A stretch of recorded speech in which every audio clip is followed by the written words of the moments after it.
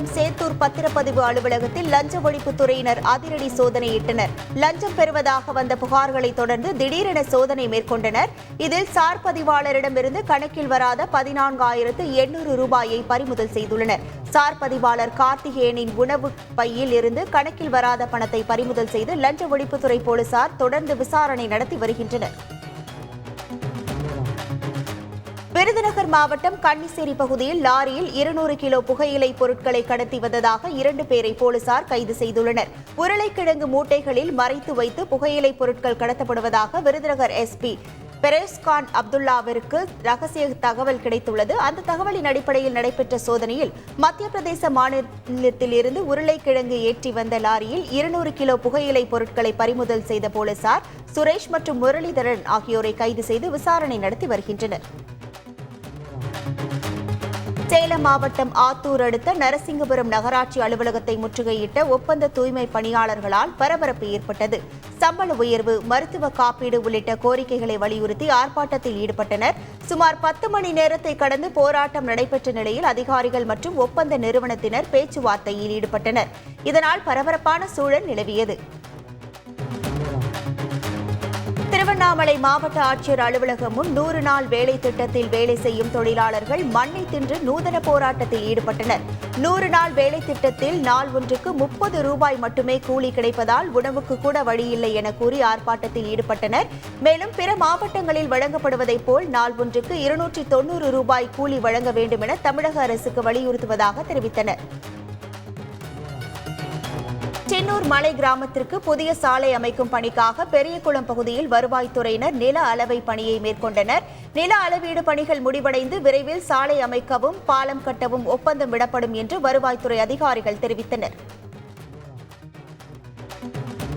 வாணியம்பாடியை அடுத்த ஆலங்காயத்தில் விவசாய நிலத்திற்கு முன்பாக கழிவுநீர் சுத்திகரிப்பு நிலையம் மற்றும் திடக்கழிவு மேலாண்மை கூடம் அமைக்க எதிர்ப்பு தெரிவித்து பொதுமக்கள் போராட்டத்தில் ஈடுபட்டனர். மேலும் இடத்தை அளவீடு செய்ய வந்த பேரூராட்சி மற்றும் காவல்துறை அதிகாரிகளுடன் பொதுமக்கள் கடும் வாக்குவாதத்தில் ஈடுபட்டனர். விவசாய நிலத்திற்கு அருகே குப்பைகளை கொட்டினால் நிலத்தடி நீரின் தன்மை மாறுவதற்கு வாய்ப்புள்ளதாகவும் அவர்கள் தெரிவித்தனர். கோவை மாவட்டம் காளையனூர் பகுதியில் வாழைத்தோட்டத்தில் உணவு தேடி நுழைந்த ஒற்றை காட்டு யானையை நாய்கள் விரட்டிய வீடியோ சமூக வலைதளங்களில் வைரலானது. பலாப்பழ மரத்தில் பலாக்காய் பறித்து சாப்பிட்டு தோட்டத்தில் உலாவிக் கொண்டிருந்த காட்டு யானையை உரிமையாளருடன் நாய்கள் விரட்டின. திருப்பூர் மாவட்டம் பல்லடம் அருகே கடிதம் எழுதி வைத்துவிட்டு தனது தங்கை மற்றும் தோழியுடன் காணாமல் போன 10ஆம் வகுப்பு மாணவியை போலீசார் தேடி வருகின்றனர். சாமலாபுரம் பகுதியைச் சேர்ந்த ராமசாமி என்பவரின் மகளான தரணி தேவியும் அவரது தங்கையான மோகன பிரியாவையும் பெருமாள் என்பவரின் 8ஆம் வகுப்பு படிக்கும் மகளான கௌசல்யாவையும் காணவில்லை என அவர்கள் பெற்றோர் அளித்த புகாரின் பேரில் போலீசார் விசாரணை நடத்தி வருகின்றனர். இதில் தரணி தேவி தாம் சென்னைக்கு செல்வதாகவும் தம்மை யாரும் தேட வேண்டாம் என்று கூறி எழுதி வைத்துவிட்டு சென்ற கடிதத்தை போலீசார் கைப்பற்றியுள்ளனர். கோவையில் உயரக போதைப் பொருள் வைத்திருந்த 2 வடமாநில இளைஞர்களை போலீசார் கைது செய்தனர். தொண்டாமுத்தூர் பகுதியில் வசிக்கும் வடமாநில தொழிலாளர்களிடம் கஞ்சா மற்றும் போதைப் பொருட்கள் புழக்கத்தில் இருப்பதாக காவல்துறையினருக்கு ரகசிய தகவல் கிடைத்தது. அதன் பேரில் ரோந்து பணியில் ஈடுபட்ட தொண்டாமுத்தூர் தனிப்படை போலீசார் தெனமநல்லூர் சாலை புத்தூர்பாலம் அருகே அசாம் மாநிலத்தைச் சேர்ந்த அசார் இஸ்லாம், அனார் உசேன் ஆகிய இருவரையும் கைது செய்தனர். அவர்களிடமிருந்து 60,000 ரூபாய் மதிப்புள்ள போதைப் பொருட்களை அவர்கள் பறிமுதல் செய்தனர். நெல்லை மாவட்டம் சேரன் மகாதேவி அருகே மூதாட்டி கொலை வழக்கில் 2 இளைஞர்கள் கைது செய்யப்பட்டுள்ளனர். புலவன் குடியிருப்பு பகுதியைச் சேர்ந்த பொன்னம்மாள் என்பவர் கடந்த 11ஆம் தேதி அவருக்கு சொந்தமான தோட்டத்தில் கொலை செய்யப்பட்டு இறந்து கிடந்தார். இந்த வழக்கு விசாரணையில் இடப்பிரச்சினை தொடர்பாக ஏற்கனவே இருந்த முன்விரோதம் காரணமாக முத்துராஜ் மற்றும் ஈஸ்வரன் ஆகியோர் அரிவாளால் வெட்டி மூதாட்டியை கொலை செய்தது தெரியவந்தது. இதையடுத்து இருவரையும் போலீசார் கைது செய்தனர்.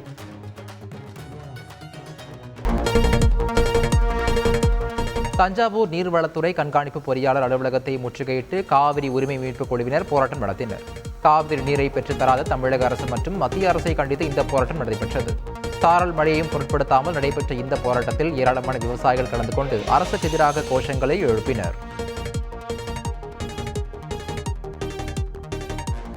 புதுச்சேரியின் கிராம பகுதியான தவளக்குப்பம் பகுதியில் உள்ள அரசு மேல்நிலைப் பள்ளியில் மாவட்ட ஆட்சியர் திடீர் ஆய்வு மேற்கொண்டார். அப்போது ஆட்சியர்களின் வருகை பதிவேட்டை ஆய்வு செய்தார். தொடர்ந்து வகுப்புகளுக்கு சென்று மாணவர்களுடன் கலந்துரையாடி அவர்களின் கற்றல் திறனை குறித்தும் எதிர்கால லட்சியம் என்னவென்றும் அவர் கேட்டறிந்தார்.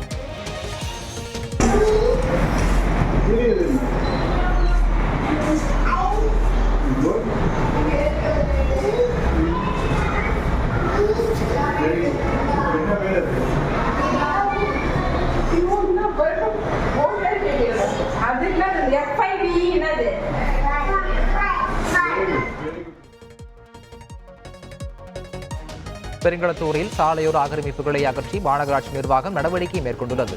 பெருங்களத்தூர் ரயில் நிலையம் செல்லும் வழியில் உள்ள காமராஜர் நெடுஞ்சாலையில் சாலை ஆக்கிரமித்து கடைகள் செயல்படுவதாக புகார் எழுந்திருந்தது.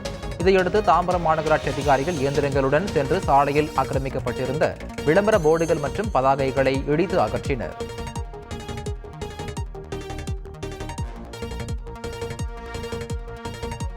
திண்டுக்கல் மாவட்டம் நத்தம் அருகே 108 ஆம்புலன்ஸில் நவீன்குமார், மல்லிகா தம்பதிக்கு அழகிய ஆண் குழந்தை பிறந்தது.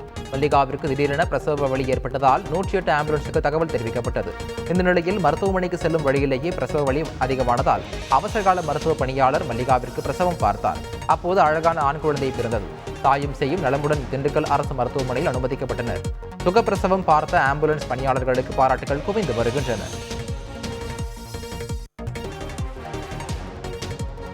திருப்பூர் மாவட்டம் காங்கேயம் நகராட்சியில் வழங்கப்படும் குடிநீரில் புழுக்கள் உற்பத்தி ஆவதாக பொதுமக்கள் குற்றம் சாட்டுகின்றனர். இந்த குடிநீரால் சுகாதார சீர்கேடு ஏற்படுவதாக மக்கள் வேதனை தெரிவிக்கின்றனர். காவிரி கூட்டு குடிநீர் மூலம் நகராட்சி நிர்வாகம் வீடுகளுக்கு குடிநீர் வழங்கி வருகின்றது. இந்த நிலையில் குடிநீர் குழாய்கள் செல்லும் பாதைகளில் சாக்கடை நீர் தேங்கியுள்ளதால் குடிநீரில் சாக்கடை நீர் கலந்து வருவதாகவும் குற்றச்சாட்டு எழுந்துள்ளது. பலமுறை நகராட்சி நிர்வாகத்திடம் புகார் மனு கொடுத்தும் எவ்வித நடவடிக்கையும் இல்லை எனவும் மாவட்ட நிர்வாகம் தலையிட்டு உடனே நடவடிக்கை எடுக்க வேண்டும் எனவும் அப்பகுதி மக்கள் கோரிக்கை வைத்துள்ளனர்.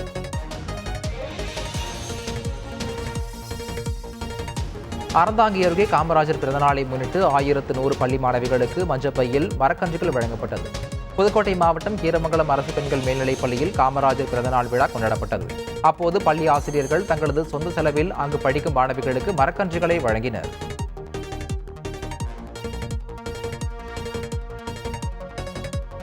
நேற்று நெல்லை ரயில் நிலையம் அருகே கருப்பு உடை அணிந்த நபர் மதுவை ஒழிப்போம் என வலியுறுத்தி தமிழ், ஆங்கிலம் மற்றும் ஹிந்தியில் எழுதப்பட்ட விழிப்புணர்வு பதாகை ஒன்றை ஏந்தி முட்டி போட்டு திடீர் போராட்டத்தில் ஈடுபட்டார்.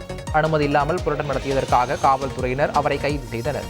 அவர் தனியார் உணவக ஊழியரான யோவான் என்று விசாரணையில் தெரியவந்தது. மது போதையால் பல குடும்பங்கள் சீரழிவதை பொறுக்க முடியாமல் இந்த போராட்டத்தில் ஈடுபட்டதாக போலீசாரிடம் அவர் தெரிவித்துள்ளார்.